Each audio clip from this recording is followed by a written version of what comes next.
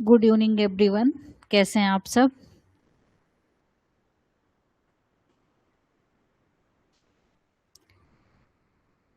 आवाज आ रही है?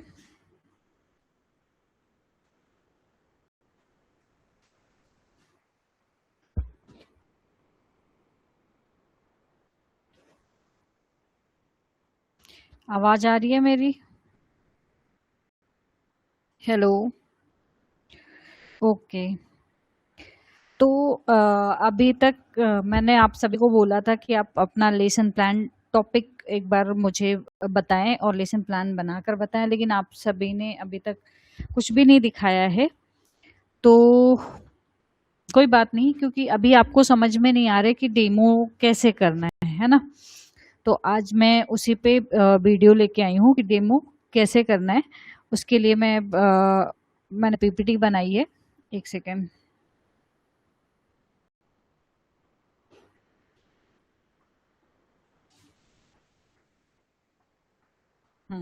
स्क्रीन दिख रही है?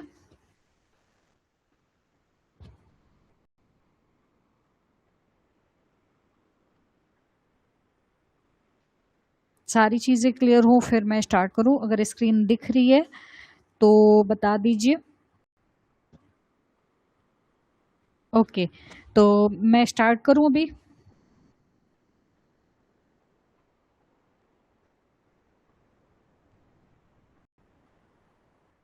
ठीक है। हम्म।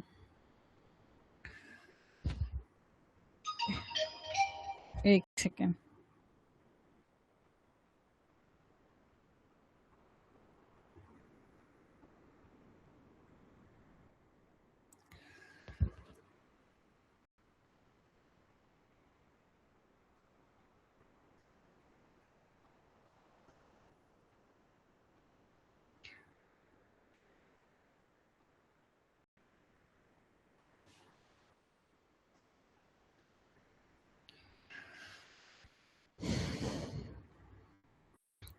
अगर आप केवीएस की तैयारी कर रहे हैं तो ये सेशन आपके लिए बहुत महत्वपूर्ण होने वाला है। अक्सर कैंडिडेट जो होते हैं उनके मन में एक सवाल होता है कि सिर्फ 5 मिनट में, ठीक है, सिर्फ 5 मिनट में डेमो टीचिंग कैसे करेंगे, कैसे मतलब पूरा होगा, कैसे हम पैनल को इम्प्रेस कर पाएंगे। और सच कहूँ तो डेमो का उद्देश्य क्या होना चाहिए? सिर्फ पढ़ाना नहीं होना चाहिए, बल्कि ये दिखाना होता है कि आप बच्चों की लर्निंग आउटकम पर कितना प्रभाव डाल सकते हैं। ठीक है, तो ये इस वीडियो में हम क्या देखने वाले हैं? Master the 5 minutes KVS demo. ठीक है, किस तरीके से उसके लिए प्रो टिप्स होंगी, किस तरीके से आपको डेमो करना है। ठीक है, तो हमारा जो की फोकस है वो किस पे होना चाहिए? Stop teaching, start impacting. आपको सिर्फ पढ़ाना नहीं है, आपको क्या करना है? यानी कि केवल जानकारी देना काफी नहीं है, बल्कि बच्चे तक सीखना पहुंचाना, उसे समझने योग्य बनाना। ठीक है, ही एक सफल एजुकेटर की पहचान होती है। अब जरा सोचिए कि अगर कोई टीचर 5 मिनट तक लगातार बोलता ही रहे, बच्चे केवल उन्हें सुनते ही रहे, तो शायद कुछ देर बाद उनका जो ध्यान है वो क्या होगा? भटक जाएगा, है ना? तो लेकिन यदि वही टीचर बच्चों को इन्वॉल्व करे, क्वेश्चन करे, विजुअल एड्स का उपयोग करे, रियल लाइफ एग्जांपल दे, तो लर्निंग कहीं अधिक मीनिंगफुल बन जाती है। उसके लिए एक चीज और कर सकते हैं आप लोग। ठीक है, हमने पढ़ा है 5E, ये बहुत जरूरी है। ठीक है, ये 5E जो है, वैसे अगर आपने मेरी सारी वीडियो देखी होगी यूट्यूब पे, तो ये 5E पिलर है किसकी? टीचिंग की। सबसे पहला ई जो होता है वो इंगेज होता है। एक सेकंड।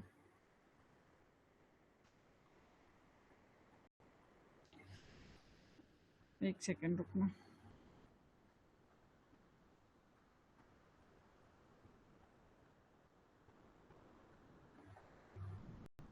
ठीक है, तो हम यहाँ पर देख रहे हैं, कलर ही नहीं सेलेक्ट हो रहा है। 5E। ठीक है, अभी 5E में पहला ई जो होता है वो इंगेज होता है। ठीक है, हमें पहले बच्चे को इंगेज करना है। दूसरा ई जो होगा वो होगा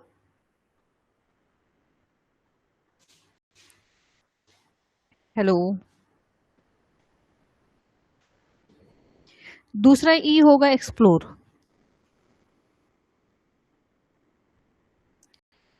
तीसरा ई होगा एक्सप्लेन।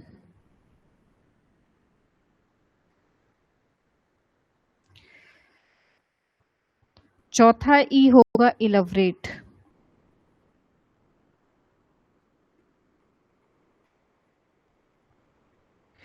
और पांचवा ई होगा इवेल्युएट।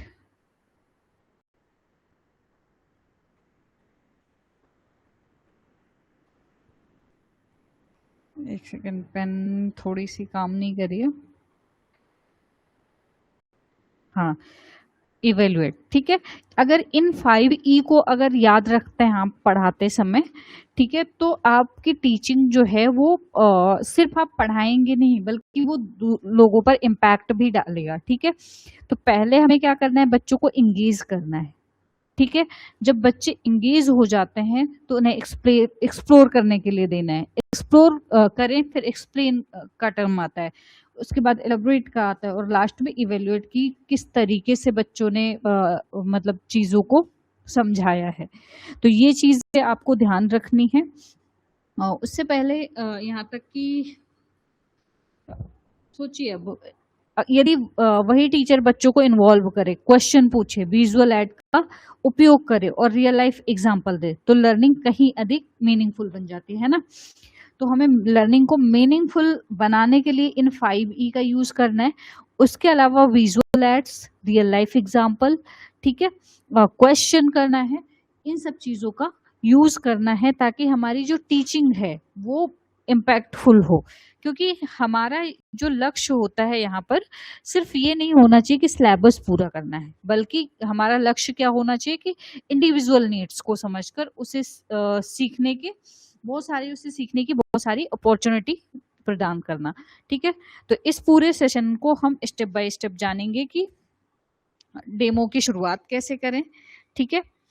उसके अलावा बच्चों का अटेंशन कैसे गेन करें, टीचिंग एड्स का प्रभावी उपयोग कैसे करें, इंक्लूसिव क्लासरूम अप्रोच कैसे दिखाएं, और अंत में कंक्लूजन कैसे दें कि पैनल को आपकी टीचिंग याद रह जाए। तो तैयार हो जाइए, क्योंकि अगले कुछ मिनट में हम सीखने वाले हैं एक सामान्य डेमो को आउटस्टैंडिंग डेमो में कैसे बदला जाए, ठीक है। तो चलिए हम अपने अगली स्लाइड पर चलते हैं। आपके जो भी क्वेश्चन होंगे वो मुझे आप चैट में बता दीजिए, मैं कोशिश करूंगी कि स्लाइड के बाद आपको जवाब देते जाऊं। एक सेकंड।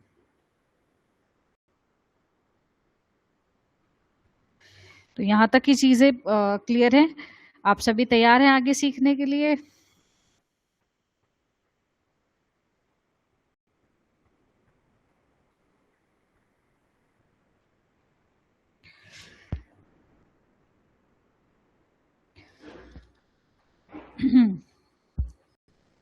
अब बात करते हैं उस चीज की जो आपके डेमो को सामान्य से असाधारण बना सकती है, ठीक है। वो है क्या, आपका परसोना।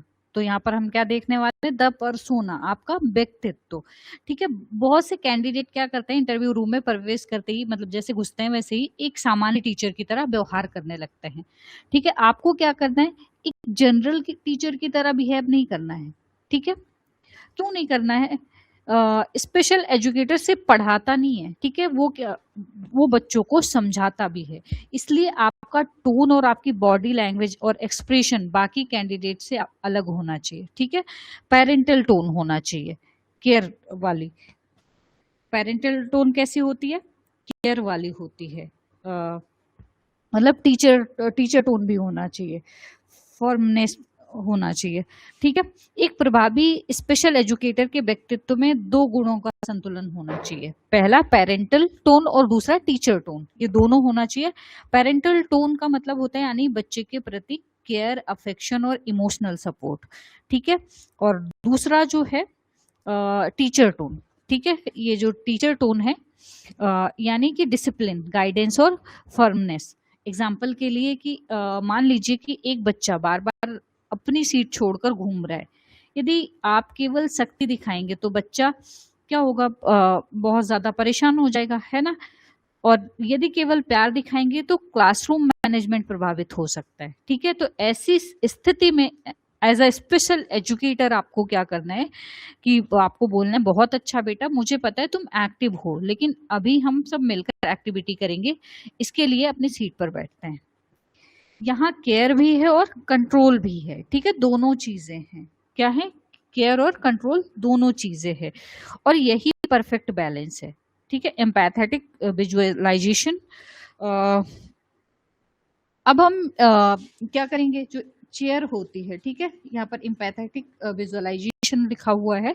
इसका मतलब क्या है? जब भी आप डेमो देने जाते हैं, ठीक है, आप इस एम्पैथी चेयर को देखिए। जब भी आप डेमो देने जाते हैं, एक पल के लिए इमेजिन कीजिए कि इस कुर्सी पर कोई CWSN बच्चा बैठा है। ठीक है, कौन है? CWSN बच्चा है। ठीक है, खाली नहीं है चेयर। शायद वो ADHD वाला बच्चा हो सकता है। ठीक है, शायद ऑटिज्म स्पेक्ट्रम डिसऑर्डर वाला बच्चा हो सकता है, शायद हियरिंग इम्पेयरमेंट वाला बच्चा हो सकता है, या इंटेलेक्चुअल डिसेबिलिटी या कोई अलग मतलब डिफरेंट नीड वाला बच्चा हो सकता है। ठीक है, अब अपने आप से एक प्रश्न पूछिए कि क्या मैं जिस तरह पढ़ा रहा हूं या पढ़ा रही हूं वो बच्चा वास्तव में समझ पाएगा? यदि आपका उत्तर हाँ है तो आप सही दिशा में हैं। ठीक है, क्योंकि स्पेशल एजुकेशन की शुरुआत एम्पैथी से होती है। एक एग्जाम्पल ले लेते हैं, एक अच्छे स्पेशल एजुकेटर और सामान्य टीचर में डिफरेंस क्या होता है। सामान्य टीचर पूछ सकता है तुमने काम क्यों नहीं किया, लेकिन स्पेशल एजुकेटर पहले ये समझने की कोशिश करेगा कि तुम काम क्यों नहीं कर पाए, है ना। हम क्या करते हैं, उसकी नीड्स पर फोकस करते हैं। तो यही सोच जो है आपको बाकी कैंडिडेट से अलग बनाती है। इंपॉर्टेंट पॉइंट इसका क्या है वो देख लेते हैं। अंत में स्लाइड में सबसे महत्वपूर्ण संदेश है कि इंटरव्यू में सबसे स्मार्ट व्यक्ति हमेशा सेलेक्ट नहीं होता है ना, बल्कि वो पर्सन सेलेक्ट होता है जो पैनल पर पॉजिटिव इम्पैक्ट छोड़ता है। पैनल ये देखना चाहता है कि क्या आप बच्चों को समझते हैं, क्या आप इंक्लूसिव क्लासरूम बना सकते हैं, क्या आप वास्तव में स्पेशल एजुकेशन की भावना को जीते हैं। यदि आपका उत्तर यस है, हाँ है, तो आपका चयन होने की संभावना, आपकी जो चयन होने की संभावना है वो कई गुना बढ़ जाती है। तो याद रखिए, नॉलेज आपको इंटरव्यू रूम तक पहुंचाती है, लेकिन एम्पैथी जो है वो आपको सिलेक्शन तक पहुंचाती है। ठीक है, चलिए आगे बढ़ते हैं और नेक्स्ट स्लाइड देख लेते हैं। तो यहाँ तक चीजें क्लियर है? इसमें अगर कोई कंफ्यूजन है तो मुझे बता सकते हैं।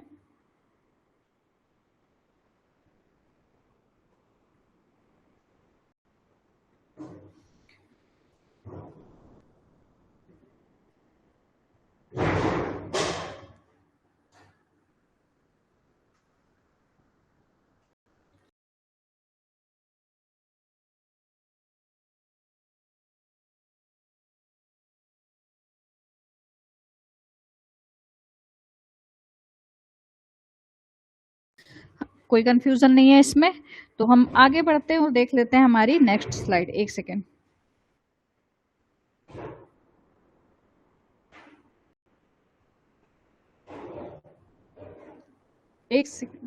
एक मिनट रुकिए।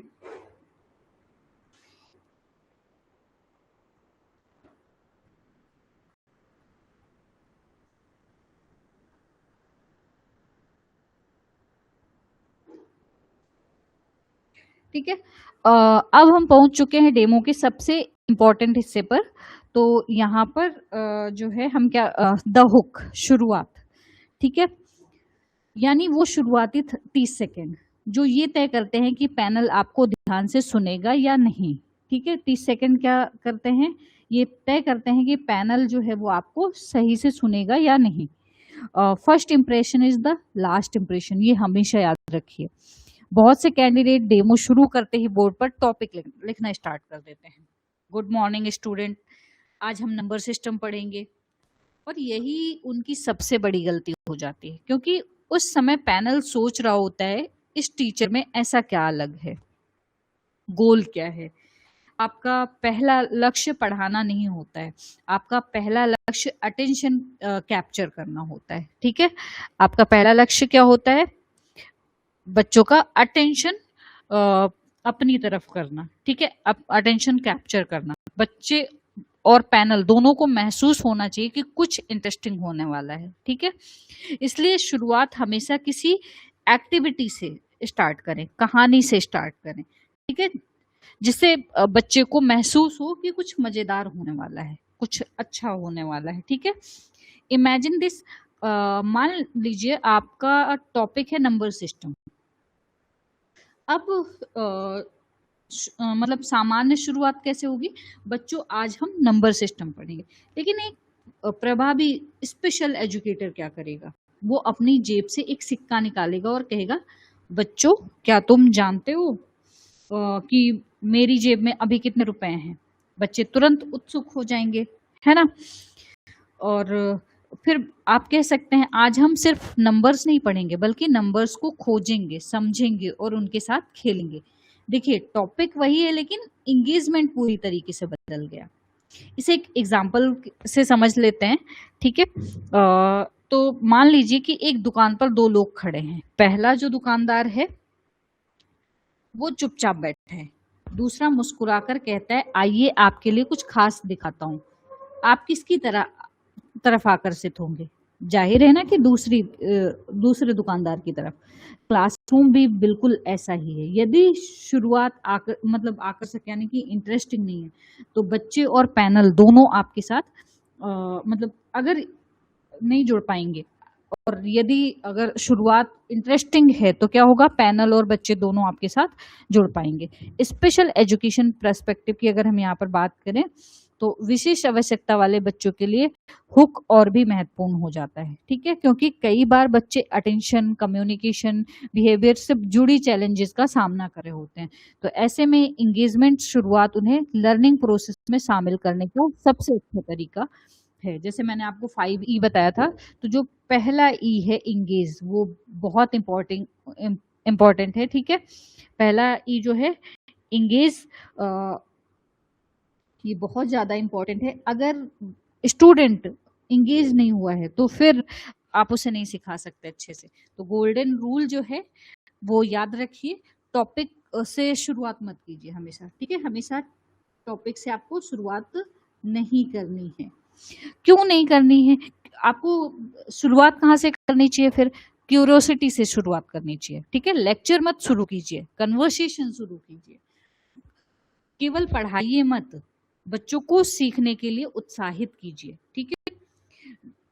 जब आपके डेमो के पहले 30 सेकंड शानदार होंगे तो पैनल के मन में एक ही विचार आएगा, ये कैंडिडेट सिर्फ पढ़ाता नहीं है, सीखने का माहौल बनाना जानता है। और यही एक अच्छे स्पेशल एजुकेटर की पहचान होती है, ठीक है। यहाँ तक चीजें क्लियर हो गई? कोई कंफ्यूजन है?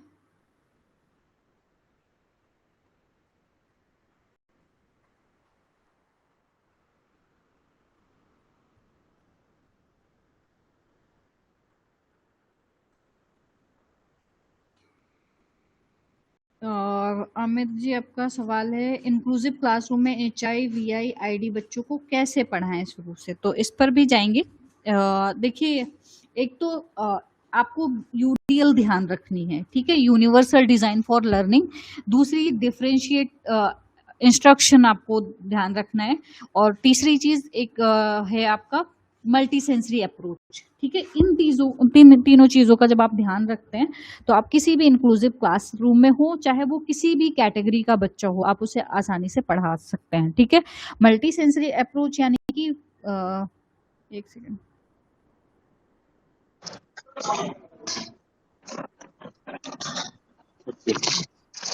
मल्टी सेंसरी अप्रोच यानी कि उसमें विजुअल भी होता है, ऑडिटरी भी होती है, एक्टिविटी भी होता है, ठीक है, टेक्टाइल भी होता है। तो जब हम सब मतलब जितने भी सोर्सेज हैं, यूज ऑफ ऑल सोर्सेज, उनका यूज करते हैं तो उससे क्या होता है, पढ़ाने के लिए मतलब उनका जो कॉन्सेप्ट होता है बच्चों का, स्टूडेंट का, वो बहुत अच्छे से क्लियर होता है, ठीक है। और मन लगाकर पढ़ते भी हैं, जहां पर एक्टिविटी होती है वहां पर मन लगाकर पढ़ते भी हैं। तो आपको तीन चीजें ध्यान रखनी है, एक तो मल्टी सेंसरी अप्रोच, दूसरी UDL universal design for learning, और तीसरी डिफरेंशिएट इंस्ट्रक्शन, ठीक है। ये तीन चीजें ध्यान रखनी है। आपका डाउट क्लियर हुआ अमित?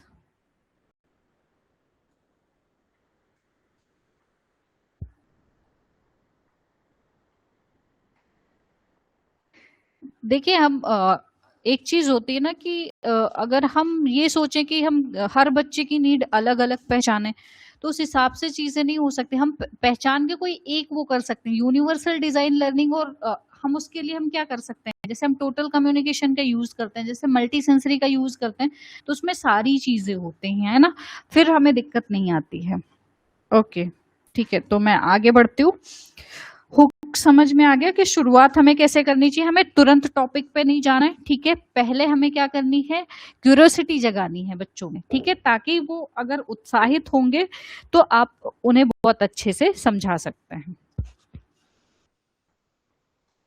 अब तक हमने सीखा कि डेमो की शुरुआत कैसे करनी है, लेकिन अब आता है वो भाग जो पैनल को ये विश्वास दिलाता है कि हाँ, ये व्यक्ति वास्तव में स्पेशल एजुकेटर है। और वो क्या है, जैसा कि मैंने अभी आपको बताया था कि डिफरेंशिएट इंस्ट्रक्शन, ठीक है, डिफरेंशिएट एंड इंडिविजुअल्स, विभेदीकरण, यानी हर बच्चे को उसकी आवश्यकता के अनुसार सीखने का अवसर देना, ठीक है। बहुत सारे कैंडिडेट्स डेमो में केवल टॉपिक्स पढ़ाते हैं, लेकिन स्पेशल एजुकेटर केवल टॉपिक नहीं पढ़ाता है। वो सोचता है कि मेरी कक्षा में अलग अलग प्रकार के बच्चे हैं, तो मैं सभी तक लर्निंग कैसे पहुंचाऊं, ठीक है। तो यही इंक्लूसिव एजुकेशन की आत्मा है। एक सिचुएशन की मतलब एक सिचुएशन इमेजिन कीजिए। मान लीजिए कि मैं एप्पल शब्द लिख रही हूँ कहीं पर, ठीक है, ये मान लीजिए कि मैं कहीं पर एप्पल शब्द लिख रही हूँ। एक सामान्य बच्चा क्या करेगा, वो क्या करेगा, अपनी कॉपी पर एप्पल जैसा लिखा है वो उतार लेगा, है ना। दो टाइप के स्टूडेंट होते हैं, टाइप ए और टाइप बी, ठीक है। सामान्य बच्चा क्या करेगा, उस चीज को अपनी कॉपी पर लिखेगा, ये देखकर और पढ़कर और लिखकर सीख लेगा। यदि मेरी कक्षा में कोई विजुअल इंपेयरमेंट वाला बच्चा है, वैसे जो आपका क्वेश्चन था ना अमित जी, वही चीज अभी यहाँ पर है, ठीक है। लेकिन यदि अगर क्लास में कोई विजुअल इंपेयरमेंट वाला बच्चा बैठा है, तो क्या केवल लिख देने से वो सीख पाएगा? जैसे मैंने लिख दिया, अब उसे दिखाई नहीं दे रहा है, या फिर पार्शियल भी है तो कम दिखता है, बोर्ड का नहीं दिखता है, तो क्या वो सीख पाएगा? शायद नहीं सीख पाया, है ना। इसलिए मुझे क्या करना पड़ेगा, अपनी टीचिंग को मॉडिफाई करना पड़ेगा, ठीक है। यही क्या है, डिफरेंशिएशन है, विभेदीकरण है, ठीक है। नॉर्मल छात्र जो है, सामान्य यानी कि टिपिकल स्टूडेंट जो है, एप्पल को लिखकर सीख रहा है, और विशेष आवश्यकता वाला यानी कि CWSN क्या करता है, एप्पल की शेप को टच करके। तो यहाँ पर एग्जाम्पल में भी लिखा हुआ है, ठीक है, वो क्या करेगा, एप्पल की शेप को टच करके समझ रहा है। एग्जाम्पल के लिए यहाँ पर मैं सैंड पेपर के एप्पल और मॉडल बनाकर लेकर आ सकती हूँ, या थर्मोकॉल से बनी एप्पल शेप ला सकती हूँ, या फिर रियल ऑब्जेक्ट ला सकती हूँ, है ना। फिर बच्चे को कहूंगी कि बेटा इसे हाथ से छू कर महसूस करो। अब बच्चा केवल सुन नहीं रहा है, बल्कि वो क्या कर रहा है, उस चीज को जब वो छू रहा है तो वो क्या कर रहा है, उस चीज को एक्सपीरियंस कर रहा है, ठीक है। और हम जानते हैं कि एक्सपीरियंस बेस्ड लर्निंग हमेशा अधिक प्रभावी होती है, ठीक है। एक्सपीरियंस बेस्ड लर्निंग जो होती है वो अधिक प्रभावी होती है, ठीक है। हमें पैनल को दिखाना क्या है, यहाँ एक महत्वपूर्ण बात है कि जरूरी नहीं है कि आप सच में सैंड पेपर या थर्माकोल लेकर जाएं, लेकिन पैनल को ये जरूर बताएं कि यदि मेरी क्लास में कोई विजुअल इंपेयरमेंट वाला बच्चा होगा, तो मैं टेक्टाइल मटेरियल का उपयोग करूंगा या करूंगी, ठीक है। आपको पता होना चाहिए कि कौन से बच्चों के लिए, मतलब कौन से डिसेबिलिटी के स्टूडेंट के लिए अलग अलग कौन से एक सेकंड, मतलब अलग अलग डिसेबिलिटी वाले बच्चों के लिए अलग अलग कौन से TLM यूज कर सकते हो, असिस्टिव डिवाइसेस यूज कर सकते हो, ये आपको पहले से पता होना चाहिए, ठीक है। तो यानी आपको फिजिकल TLM को विजुअलाइज करवाना है वहां पर, ठीक है, अपनी टीचिंग में शामिल करना है। जैसे बहुत बार क्वेश्चन आता है कि मैम वो हमें वहां पर TLM ले जाना होगा क्या, तो वहां पर आपको कुछ ले जाने नहीं देंगे शायद से। आपको क्या करना पड़ेगा, उस चीज को जो भी आप वहां पर बता रहे हो या जो भी चीजें कर रहे हो, वहां पर आपको बताना पड़ेगा कि मैं ये चीज यूज करूंगा, टेक्टाइल मटेरियल यूज करूंगा, ऑडियो मटेरियल यूज करूंगा, ऑडियो विजुअल ऐड करूंगा, ठीक है। ये चीजें आप बता सकते हो। एक सेकेंड,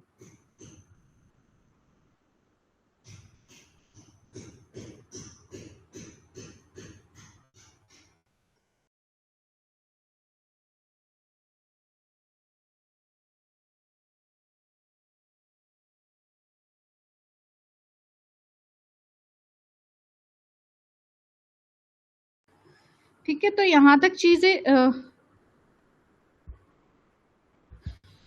ठीक है, मैं कोशिश करूंगी कि मैं करवा दूं, है ना, कोई दिक्कत नहीं है।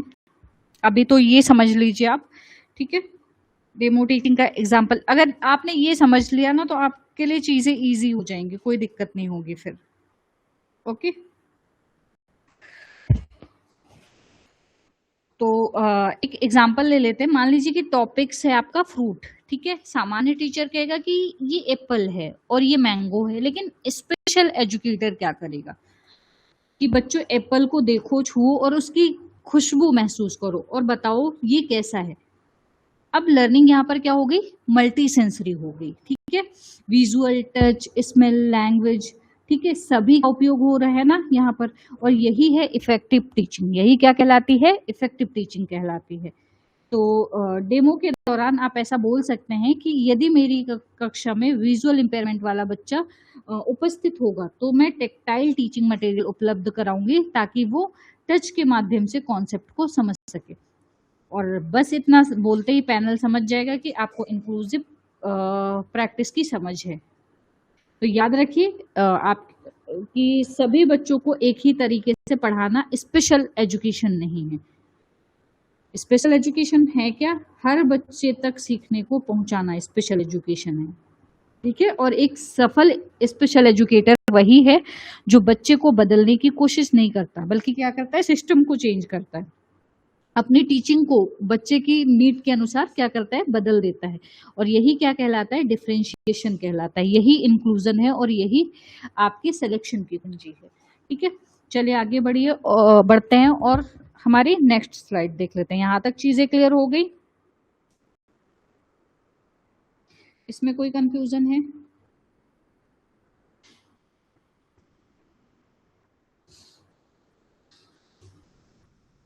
डिफरेंशिएशन में कोई कंफ्यूजन है?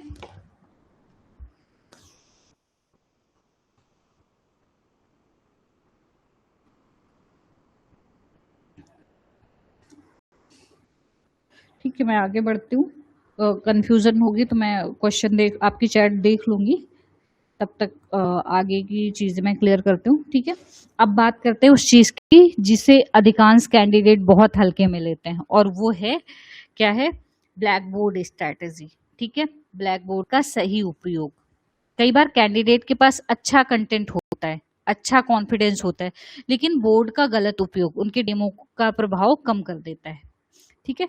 याद रखिए, बोर्ड केवल लिखने की जगह नहीं है, बल्कि आपकी टीचिंग का रोड मैप होता है। तो एक प्रभावी स्पेशल एजुकेटर हमेशा बोर्ड को व्यवस्थित तरीके से उपयोग करता है, इसलिए कोशिश कीजिए कि बोर्ड को दो भागों में बांटकर उपयोग करें। यहाँ पर दो भाग दिए हुए हैं, तो आप क्या करें, दो भागों में बांटकर उपयोग कीजिए, ठीक है। पहला भाग आप लिखेंगे डेट, सब्जेक्ट, ठीक है, डेट, सब्जेक्ट और टॉपिक, मेन कॉन्सेप्ट। एग्जाम्पल के लिए पौधे अपना भोजन बनाते हैं, ठीक है, जैसे यहाँ पर है पौधे अपना खाना बनाते हैं, या पौधे अपना भोजन बनाते हैं, या नंबर सिस्टम, या पार्ट्स ऑफ बॉडी, जो भी आपका टॉपिक है, ठीक है। दूसरा भाग जो है, यहाँ आप विजुअल्स बनाएंगे। दूसरा भाग जो होता है वो किसके लिए, विजुअल्स बनाएंगे, यानी कि डायग्राम बना सकते हैं आप, पिक्चर बना सकते हैं, फ्लो चार्ट बना सकते हैं, सिंबल्स बना सकते हैं, कॉन्सेप्ट मैपिंग। क्यों, सभी बच्चे एक जैसा नहीं सीखते, कुछ बच्चे सुनकर सीखते हैं, कुछ देखकर और कुछ करके, इसलिए विजुअल सपोर्ट लर्निंग को अधिक प्रभावी बनाता है। एक सेकेंड,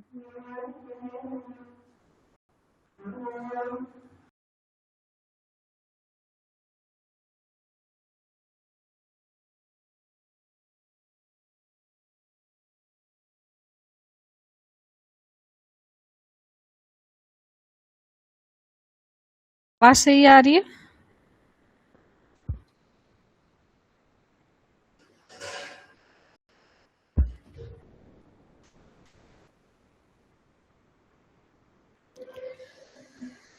ठीक है, एक एग्जाम्पल ले लेते हैं। मान लीजिए कि टॉपिक है पौधे अपना भोजन बनाते हैं। यदि आप केवल वाक्य लिख दें तो कुछ बच्चे समझेंगे, है ना।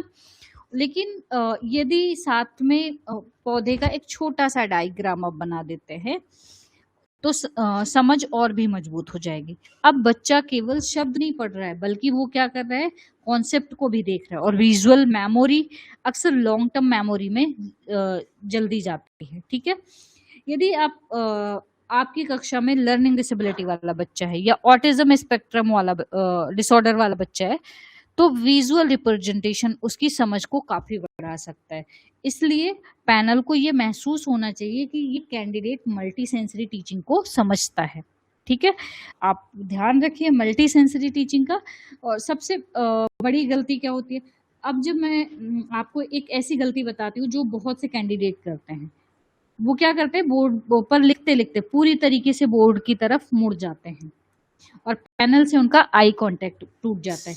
याद रखिए, आपका सिलेक्शन बोर्ड नहीं करेगा, आपका सिलेक्शन पैनल करेगा। इसलिए लिखते समय बीच बीच में पैनल की तरफ देखिए, स्माइल रखिए, आई कांटेक्ट बनाए रखिए और कॉन्फिडेंस दिखाइए। ठीक है, कुछ टिप है, जब आप बोर्ड पर कुछ लिखें तो पहले बोले फिर लिखें। ठीक है, फिर वापस पैनल की ओर देखकर समझाएं। एग्जाम्पल के लिए बच्चों, आज हम फोटोसिंथेसिस के बारे में सीखेंगे। बोर्ड पर लिखें, फिर तुरंत पैनल की तरफ देख कर कहें, अब देखते हैं कि पौधे अपना भोजन कैसे बनाते हैं। इससे आपका कम्युनिकेशन फ्लो जो है वो बना रहेगा। ठीक है, आपके लिए गोल्डन मैसेज जो है, एक अच्छा टीचर बोर्ड भरता है, लेकिन एक प्रभावी और इफेक्टिव स्पेशल एजुकेटर बोर्ड को लर्निंग टूल बनाता है। ठीक है, याद रखिए, organise board, visual support, eye contact, clear presentation, ये 4 चीजें आपको आपके डेमो को क्या करेंगे, प्रोफेशनल बनाएंगे। 4 चीजें क्या क्या है, पहली जो है वो क्या है, ऑर्गेनाइज बोर्ड। ठीक है, पहली जो है वो ऑर्गेनाइज बोर्ड, दूसरी जो है विजुअल सपोर्ट, और तीसरी जो है आई कांटेक्ट, चौथी जो है क्लियर प्रेजेंटेशन। ठीक है, ये 4 चीजें जो है आपके डेमो को प्रोफेशनल बना देंगी। और पैनल को यही दिखाना है कि मैं केवल पढ़ाना नहीं जानता या जानती, बल्कि सीखने को आसान और रोचक बनाना भी, यानी इंटरेस्टिंग बनाना भी जानती हूँ। तो चलिए आगे बढ़ते हैं और देख लेते हैं हमारी नेक्स्ट स्लाइड। तो नेक्स्ट है step 4, let's flag UDL framework. ठीक है, अब हम स्ट्रैटेजी पर आते हैं जो पैनल को तुरंत बता देती है कि ये कैंडिडेट इंक्लूसिव एजुकेशन और एनईपी 2020 की फिलॉसफी को अच्छी तरीके से समझता है। ठीक है, और वो क्या है, वो है यूनिवर्सल डिजाइन फॉर लर्निंग। ठीक है, यानी कि यूडीएल है। यूडीएल का सरल अर्थ जो है वो क्या होता है कि एक ही कॉन्सेप्ट को अलग अलग तरीके से सिखाना, ताकि हर बच्चा सीख सके। क्योंकि स्पेशल एजुकेशन में हम बच्चे को बदलने की कोशिश नहीं करते, हम क्या करते हैं, हम क्या करते हैं, हम टीचिंग को फ्लेक्सिबल बनाते हैं। ठीक है, तो मतलब इमेजिन कीजिए, मान लीजिए कि मैं प्लांट पढ़ा रही हूँ। यदि मैं केवल बोलती रहूं तो कुछ बच्चे क्या करें, कुछ बच्चे सीखेंगे। यदि मैं केवल अगर चित्र बनाऊं, ठीक है, यदि मैं केवल चित्र बनाऊं तो कुछ और बच्चे सीखेंगे। लेकिन क्या सभी बच्चे सीख पाएंगे? शायद नहीं, है ना। यही यूडीएल यहाँ पर क्या करता है, यूडीएल हमारी मदद करता है। तो यहाँ पर ये VAKT है ना, V for visual, A for auditory, K for kinaesthetic और T फॉर टेक्टाइल। ठीक है, ये जो है आपको ध्यान रखना है। तो सबसे पहले हम यहाँ पर बात करें विजुअल की, यानी कि दृश्य की। तो सबसे पहले विजुअल लर्निंग, यानी कि बच्चे को दिखाइए। ठीक है, बच्चे को दिखाइए जो भी चीजें आप पढ़ाने जा रहे हैं। डायग्राम बनाइए, ठीक है, फ्लो चार्ट बनाइए, पिक्चर बनाइए। एग्जाम्पल के लिए, यदि मैं प्लांट पढ़ा रही हूँ तो केवल प्लांट लिख कर नहीं छोड़ूंगी, मैं क्या करूंगी, पौधे का एक छोटा सा डायग्राम बनाऊंगी। क्योंकि हर बच्चे यहाँ पर क्योंकि हर बच्चे देखकर जल्दी सीखते हैं। ठीक है, ये हम जानते हैं। What children see they remember better. दूसरी चीज क्या है, ऑडिटरी। ऑडिटरी मतलब श्रवण। अब आता है ऑडिटरी लर्निंग। जो भी आप बोर्ड पर लिखें वो स्पष्ट रूप से बोलें, मतलब क्लियरली उसको बोलें। ठीक है। बहुत से कैंडिडेट क्या करते हैं, बोर्ड पर लिखते रहते हैं लेकिन बोलते नहीं हैं। ये एक बड़ी गलती है। एग्जाम्पल के लिए यदि मैंने लिखा है फोटोसिंथेसिस, तो मैं तुरंत कहूंगी बच्चे, फोटोसिंथेसिस जो है वो प्रक्रिया है जिसके द्वारा पौधे अपना भोजन बनाते हैं, यानी विजुअल और ऑडिटरी दोनों एक साथ। ठीक है। देखिए, एक ट्रिक है स्मॉल क्लासरूम। एक और प्रोफेशनल टिप है, जब एक एक्टिविटी से दूसरी एक्टिविटी पर जाएं तो एक छोटा सा चेंज ओवर सिग्नल दें, जैसे क्लैप वंस, या एवरीबॉडी लुक हियर, या आई ऑन मी। ठीक है। इससे बच्चों का अटेंशन वापस आपकी तरफ आ जाता है। ठीक है। अब आते हैं काइनेस्थेटिक पर, यानी कि गतिज। अब बात करते हैं यहाँ पर काइनेस्थेटिक लर्निंग की, यानी learning by doing. Kinaesthetic learning क्या है? Learning by doing.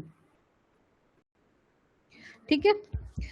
केवल सुनना और देखना ही काफी नहीं होता है, बच्चों को कुछ करने का अवसर भी दीजिए।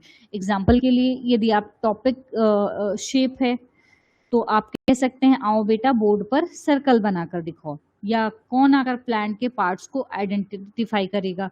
या अब बच्चा केवल ऑब्जर्व, यहाँ पर क्या होता है, बच्चा केवल ऑब्जर्वर नहीं होता है, वो एक्टिव पार्टिसिपेंट बन जाता है। ठीक है। जब आप ये चीजें करवाते हैं तो बच्चा एक्टिव पार्टिसिपेंट बन जाता है। फिर आता है टेक्टाइल, यानी कि स्पर्श, टेक्टाइल लर्निंग। ये विशेष रूप से विजुअल इम्पेयरमेंट और स्पेशल नीड्स वाले बच्चों के लिए बहुत उपयोगी है। यदि एप्पल लिखना है तो केवल पिक्चर मत दिखाइए, एप्पल मॉडल या सैंडपेपर शेप दीजिए, बच्चों को टच करके महसूस करने दीजिए, क्योंकि कई बार बच्चे हैंड्स ऑन एक्सपीरियंस से सबसे अच्छा सीखते हैं। ठीक है। एक एग्जांपल लेते हैं। इमेजिन कीजिए कि यदि मैं आपको मैंगो के बारे में केवल लेक्चर दूं और दूसरी तरफ आपको असली मैंगो दिखाऊं, छूने दूं और उसकी खुशबू महसूस करने दूं, तो आप किस तरीके से जल्दी सीखेंगे? बिल्कुल दूसरी तरीके से, है ना। यही यूडीएल का जादू है। पैनल को क्या दिखाना है आपको? पैनल को ये महसूस होना चाहिए कि मैं केवल लेक्चर मेथड पर निर्भर नहीं हूँ, मैं विजुअल का उपयोग कर सकती हूँ, ऑडिटरी सपोर्ट दे सकती हूँ, काइनेस्थेटिक एक्टिविटीज करा सकती हूँ, टेक्टाइल मटेरियल्स का उपयोग कर सकती हूँ। यानी मेरी जो टीचिंग है वो क्या है? मल्टी सेंसरी है। गोल्डन मैसेज ये है, याद रखिए, one method fits all special education में काम नहीं करता, लेकिन multiple way of learning is equal to successful inclusion. मतलब जब आप मल्टीपल वे का सीखने के लिए मल्टीपल तरीकों का यूज करते हो तो उससे क्या होता है? सक्सेसफुल इंक्लूजन होता है। और जब पैनल देखेगा कि आप VAKT अप्रोच का उपयोग कर रहे हैं तो उन्हें क्लियर हो जाएगा कि आप एक मॉडर्न, इंक्लूसिव और कॉम्पिटेंट स्पेशल एजुकेटर है। ठीक है। तो ये चीज आपको ध्यान रखनी है। चलिए आगे बढ़ते हैं और देख लेते हैं हमारी नेक्स्ट स्लाइड। स्टेप 5 जो है आपका, वो है रिकैप्चुलेशन। ठीक है। पुनरावृत्ति एंड एंडिंग। अब हम डेमो के सबसे महत्वपूर्ण और सबसे अधिक नजरअंदाज किए जाने वाले भाग पर पहुंच चुके हैं, द एंडिंग। ठीक है। सबसे ज्यादा गलतियां एंडिंग में होती हैं। पार्ट को सही तरीके से समेटे और क्लियर फीडबैक लें। देखिए, बहुत से कैंडिडेट शानदार शुरुआत करते हैं, अच्छा पढ़ाते हैं, लेकिन अंत इतना साधारण होता है कि पूरा जो उनका इफेक्ट होता है, ठीक है, वो कम हो जाता है ना।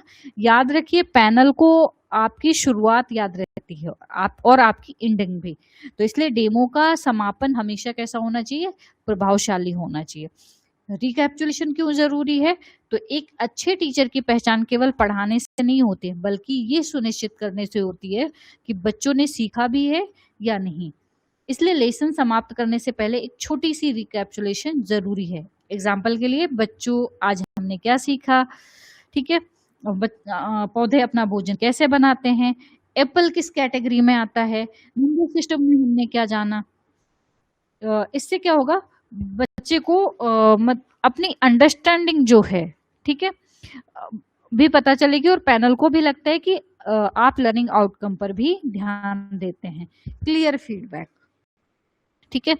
Clear feedback mechanism. अब बात करते हैं फीडबैक की। स्पेशल एजुकेशन में हर बच्चा हाथ उठाकर उत्तर नहीं दे पाता। ठीक है। तो कुछ बच्चे जो है बोल नहीं पाते, कुछ कम्युनिकेशन डिफिकल्टीज का सामना करते हैं, इसलिए फीडबैक लेने के लिए अलग अलग तरीका होना चाहिए। जब भी आप फीडबैक ले रहे हैं तो उनका अलग अलग तरीका होना चाहिए। ठीक है, अंडरस्टैंड, समझ आ गया, ये साइन दिखाएं। यदि बच्चों को समझ आ गया तो कहिए, जिसे समझ में आ गया है वो थम्स अप दिखाए।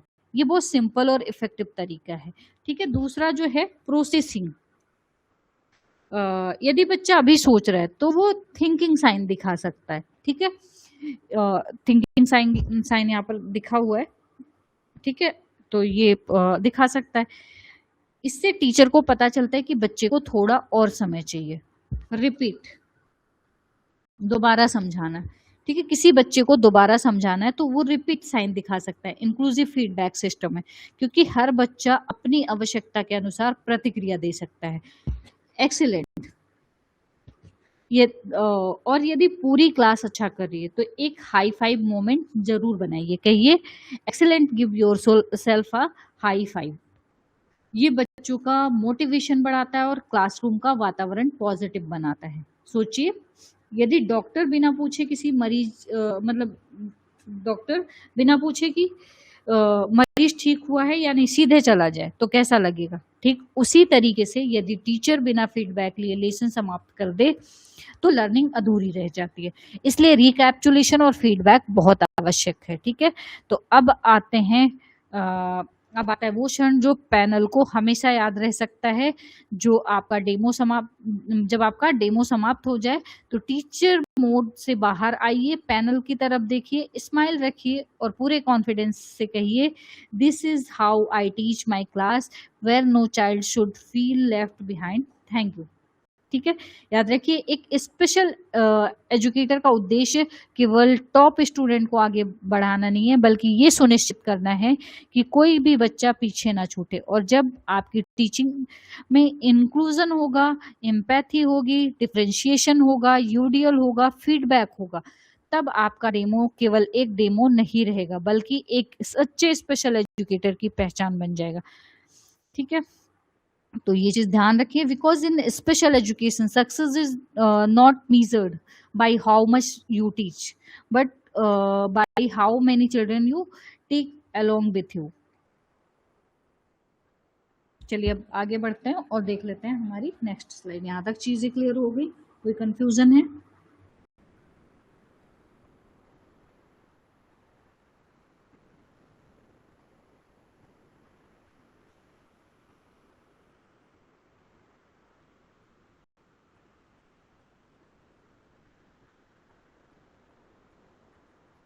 कंफ्यूजन है तो कमेंट सेक्शन में बता दीजिए।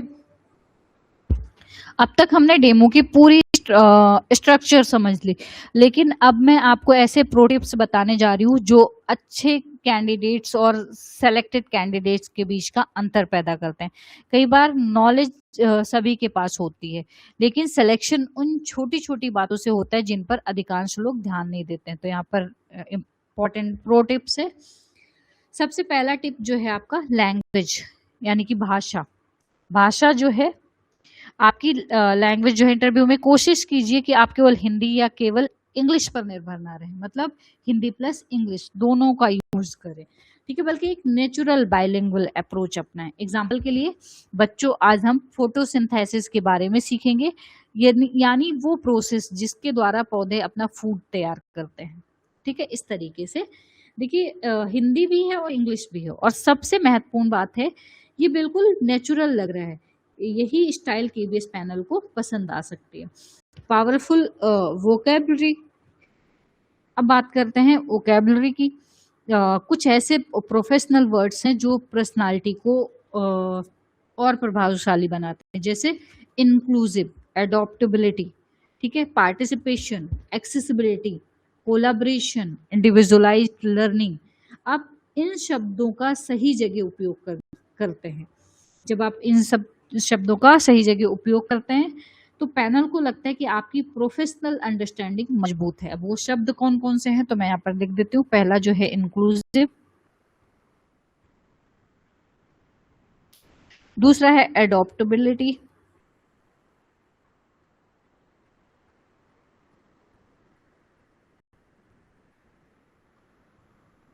तीसरा है पार्टिसिपेशन।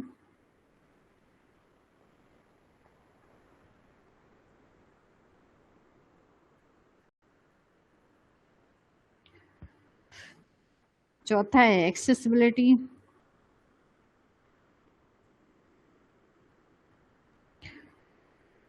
फिर है कोलैबोरेशन।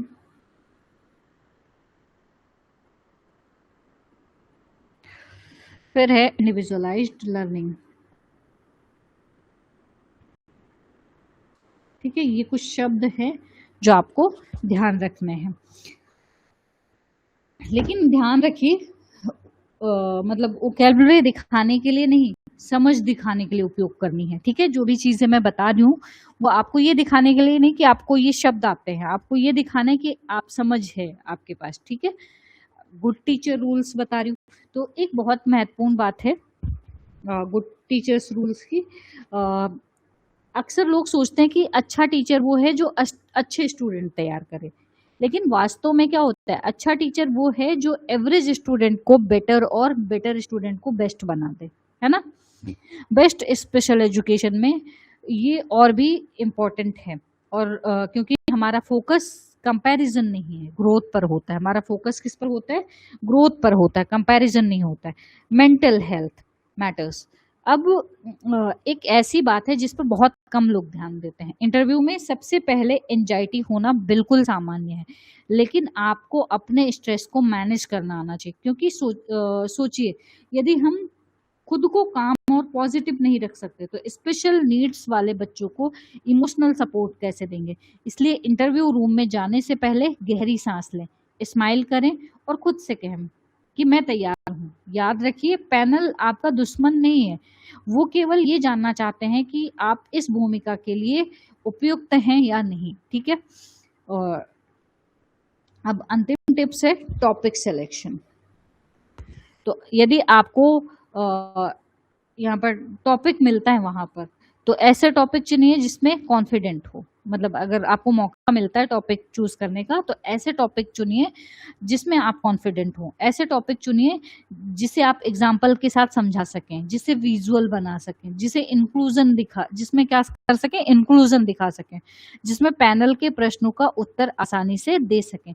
एग्जाम्पल्स के लिए parts of body, plants, healthy habits, number system जैसे टॉपिक्स अक्सर अधिक सुरक्षित और प्रभावी होते हैं। ठीक है, याद रखिए, सिलेक्शन केवल आपकी डिग्री से नहीं होगा, सिलेक्शन होगा आपके कॉन्फिडेंस से, आपकी कम्युनिकेशन स्किल्स से, आपकी एम्पैथी से, आपकी इंक्लूसिव थिंकिंग से, और सबसे बढ़कर इस बात से कि आप हर बच्चे की सीखने के अधिकार को कितना महत्व देते हैं। एक सेकेंड।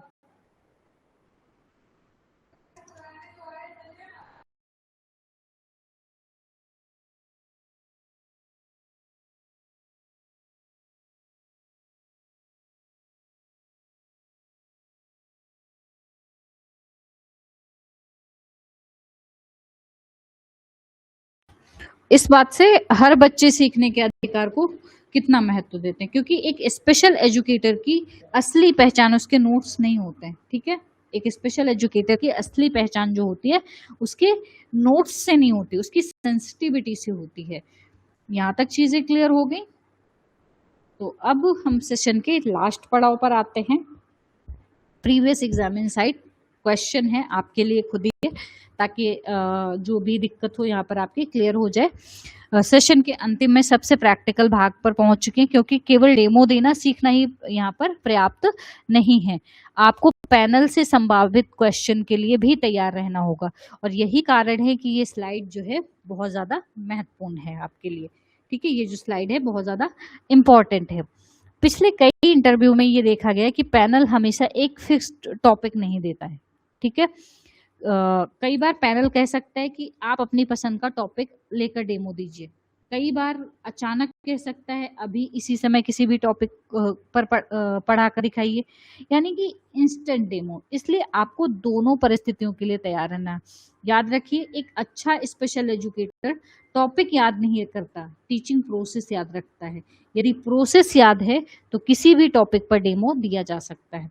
तो इसमें प्रैक्टिस क्वेश्चन पहला है कि यदि क्लास में एक बच्चा आपकी बात बिल्कुल नहीं सुन रहा है तो आप हुक तकनीकी का उपयोग कैसे करेंगे। ठीक है, बहुत से कैंडिडेट कहेंगे कि मैं उसे बार बार समझाऊंगा, लेकिन एक स्पेशल एजुकेटर का उत्तर जो है वो थोड़ा अलग होना चाहिए। तो मैं सबसे पहले बच्चे का अटेंशन गेन करने की कोशिश करूंगी। एग्जाम्पल के लिए small clap pattern, visual sign, name calling, tactile prompt या किसी इंटरेस्टिंग एक्टिविटी का उपयोग, क्योंकि कई बार सुनने की नहीं अटेंशन की होती है। ठीक है, कई बार समस्या सुनने की नहीं अटेंशन की होती है, और अटेंशन मिलने के बाद लर्निंग जो है वो आसान हो जाती है। ठीक है, दूसरा क्वेश्चन है, बिना असली टीएलएम के आप इंडिविजुअलाइज्ड अप्रोच कैसे प्रदर्शित करेंगे। मतलब यदि आपके पास वास्तविक टीएलएम उपलब्ध ना हो तो आप इंडिविजुअलाइज्ड अप्रोच कैसे दिखाएंगे। ये बहुत महत्वपूर्ण प्रश्न है। याद रखिए, पैनल जो है हमेशा मटेरियल नहीं दिखाना चाहता, वो आपकी थिंकिंग देखना चाहता है। आप कह सकती हैं यदि मेरी कक्षा में विजुअल इम्पेयरमेंट वाला बच्चा होगा तो मैं टेक्टाइल मटेरियल का उपयोग करूंगी, यदि ऑटिज्म वाला बच्चा होगा तो विजुअल शेड्यूल का उपयोग करूंगी। यानी टीएलएम सामने ना हो फिर भी आप उसका उपयोग कैसे करेंगी ये क्लियर रूप से बता सकती हैं। और ऐसे ही एम्पैथेटिक इसे क्या बोलते हैं, एम्पैथेटिक विजुअलाइजेशन बोलते हैं। ठीक है, तीसरा क्वेश्चन है, ब्लैक बोर्ड का उपयोग करते समय आई कांटेक्ट कहाँ होना चाहिए। ये प्रश्न जो है सुनने में आसान लगता है, लेकिन कई कैंडिडेट यही गलती कर देते हैं। जब आप बोर्ड पर कुछ लिख रहे हो पूरी तरीके से बोर्ड की तरफ ना मुड़े, बीच बीच में पैनल की ओर देखिए, स्माइल रखिए और कम्युनिकेशन बनाए रखिए, क्योंकि पैनल आपकी राइटिंग नहीं आपकी टीचिंग ऑब्जर्व कर रहा होता है। ठीक है, तो फाइनल इंटरव्यू मंत्र है, यदि इंटरव्यू में कोई भी सिचुएशन आ जाए तो आप बस 5 स्टेप याद रखिए, hook, differentiation, blackboard strategy, UDL framework, recapitulation and feedback. यदि ये 5 बातें आपको डेमो में दिखाई दें तो टॉपिक चाहे कोई भी हो आपका डेमो प्रोफेशनल दिखाई देगा। ठीक है, पावरफुल क्लोजिंग, यहाँ पर आपके पास केवल डेमो देने की स्ट्रैटेजी नहीं है बल्कि एक कंप्लीट फ्रेमवर्क है। जब भी इंटरव्यू रूम में जाएं तो ये मत सोचिए कि पैनल मुझे जज करेगा, ये सोचिए कि आज मुझे ये दिखाना है कि मैं बच्चे तक लर्निंग पहुंचाना जानता हूं या जानती हूँ। याद रखिए, a special educator is not remembered for the lesson taught but for the lives transformed। तो ऑल द बेस्ट आपके एग्जाम के लिए।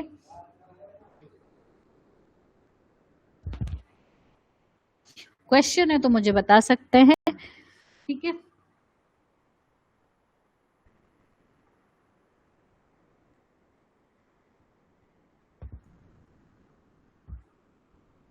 कोई कंफ्यूजन है?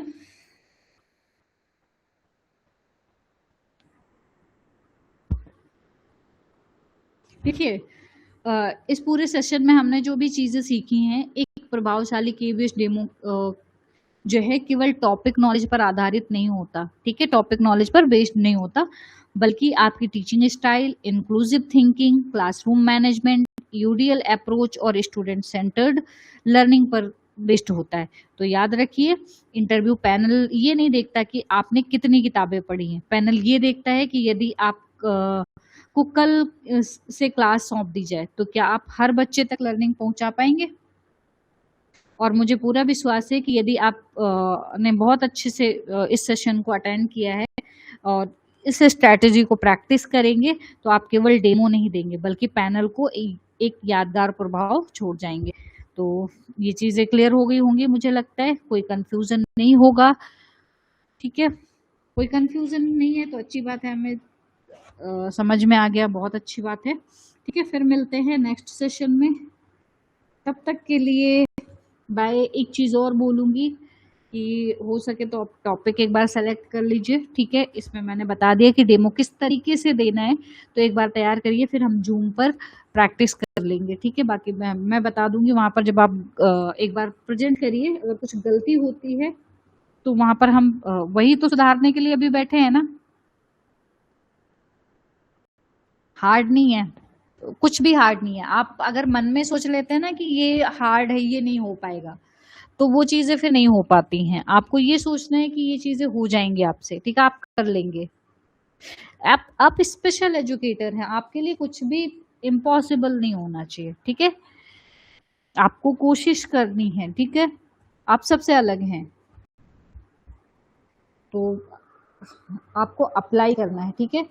आप एक बार टॉपिक सेलेक्ट कीजिए, हम जूम पर एक एक बार देखेंगे।